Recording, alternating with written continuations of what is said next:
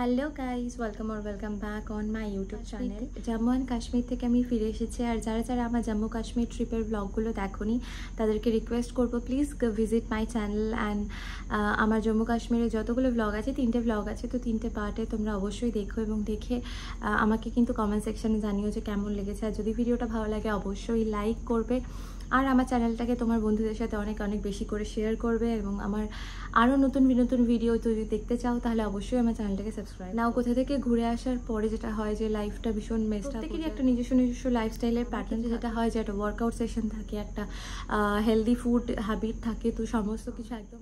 যেহেতু আমরা ট্রিপটায় মার্চ এন্ডে গেছিলাম আর মিড অফ এপ্রিলে ফিরে এসেছি, সেই জন্য রেশনিংয়ের একটা পার্ট আছে, গ্রসারি রিস্টক করার ব্যাপার আছে, দেন ক্লিনিং তো থাকেই।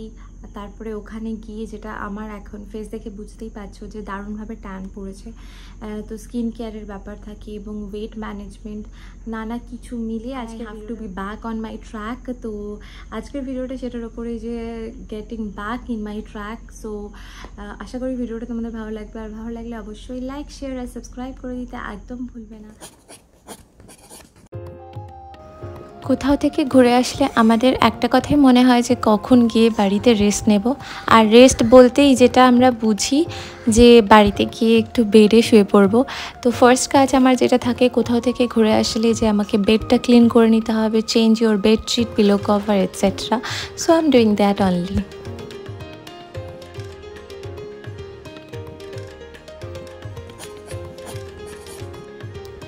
The next most important thing is unpacking, and আমার প্যাকিং করতে যতটা এক্সাইটমেন্ট লাগে আনপ্যাকিং করতে একদমই ভালো লাগে না, but we have to do.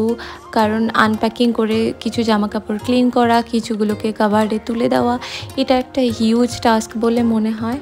আর যেটা আর একটা ব্যাপার, যে আমার চারপাশে যদি ক্লাটার্ড হয়ে থাকে, মানে জামা কাপড় অগোছালো আর বেডশিট ঠিক মতো নেই, তাহলে আই অলওয়েজ ফিল স্ট্রেস। তো আমার কাছে এই ক্লিনিংটা না একটা থেরাপির মতো, মেবি তোমাদের কাছেও তাই। যাদের কাছে এরকম, please let me know in the comment section.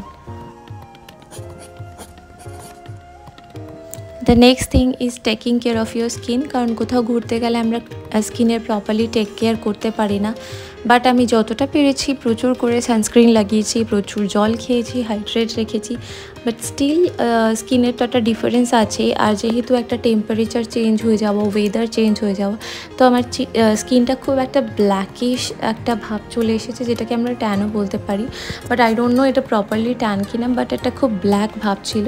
তাই জন্য ভাবলাম যে আমি একটু ফেস প্যাক লাগাই। তো এটা হলো face mask from Dot and Key. আর তারপরে 10 মিনিটস রেখে মুখটাকে ধুয়ে নিতে হবে ঠান্ডা জলে হালকা, আর রাব করে ধুলেই এটা উঠে যাবে। আর তারপরে আমি যেটা ইউজ করছি, টোনার, সেরাম অ্যান্ড ময়শ্চারাইজার। টোনারে প্লামের একটা রোজ টোনার আছে, সেটাই আমি ইউজ করেছি। দেন ডট এন্ড কির cica serum and dot and কির পোমোগ্রানেট ময়শ্চারাইজার। সো দ্যাটস ইট।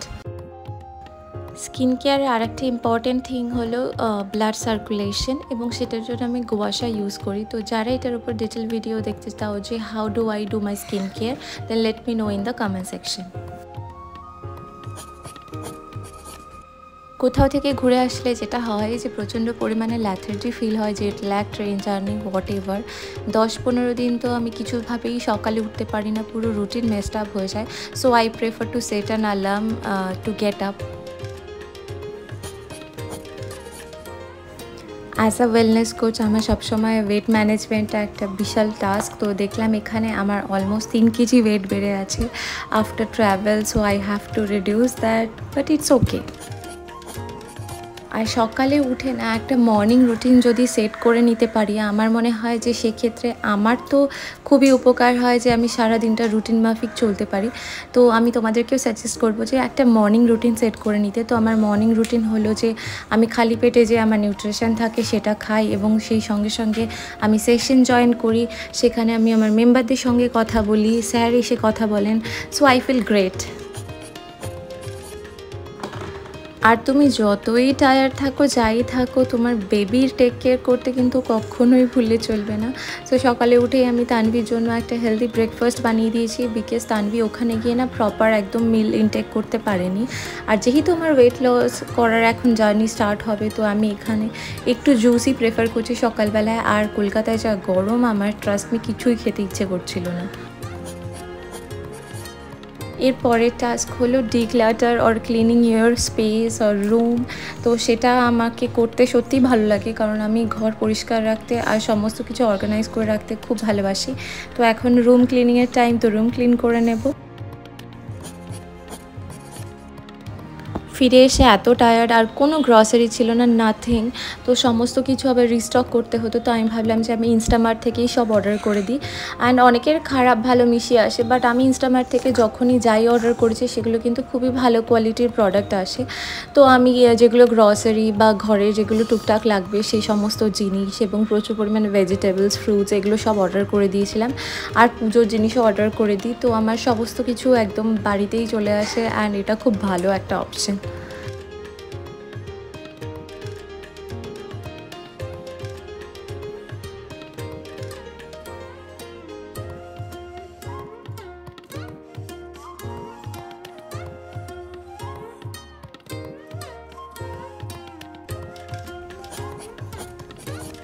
লাইফে যাই হয়ে যাক, যেভাবেই থাকি, যে অবস্থাতেই থাকি, puja and prayer is the ultimate thing.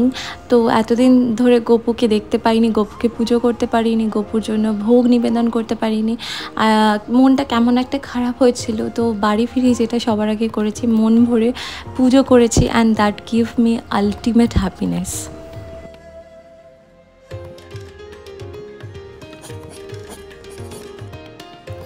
ঘুরে আসার পর যেটা হয়েছে যে তানভি এবং আমার হাজব্যান্ডেরও শরীরটা একটু খারাপ হয়ে গেছে, মানে এদের ডাইজেশনের একটু প্রবলেম হয়। তার একটাই কারণ একদম ওয়েদার চেঞ্জ হয়ে যায় এবং ওখানে আনহেলদি ফুডের একটা টাইমিং, সমস্ত কিছু মিলিয়ে একটা ইররেগুলার রুটিনের মধ্য দিয়ে ওরা যেহেতু যায়। তো এসে আমি যেটা ফার্স্ট প্রেফার করছি একদম হেলদি কুকিং এবং হোমমেড ফুড। তো বাড়িতে আমি দই পাচ্ছি, তো এটার ডিটেল ভিডিও আমি বানাবো।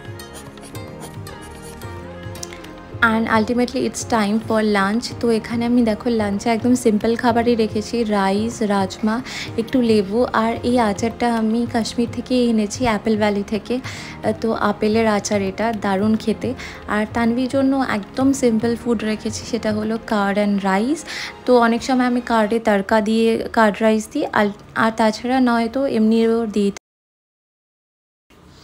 তানভীর এখন just 2 years, but she can eat by herself. তো ওকে সেটা ট্রেন করা হয়েছে। তো বেবিকে এইভাবে না ছোটো ছোটো জিনিসগুলোতে অনেক ছোটো থেকে যদি ট্রেন করে দেওয়া হয়, সেক্ষেত্রে আমরা অনেকটা রিলিফ পেয়ে যাই বা আমাদের অনেকটা রেসপন্সিবিলিটি কমে যায়। তো এটা কিন্তু আপনারা ট্রাই করতে পারেন।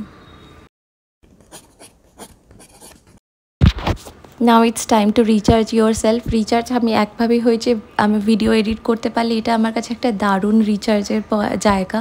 আর তাছাড়া হচ্ছে ঘুমোতে হবে। তো এখন আমি ঘুমোতে চলে যাবো এবং বডিকে প্রপার একটা রেস্ট দেবো।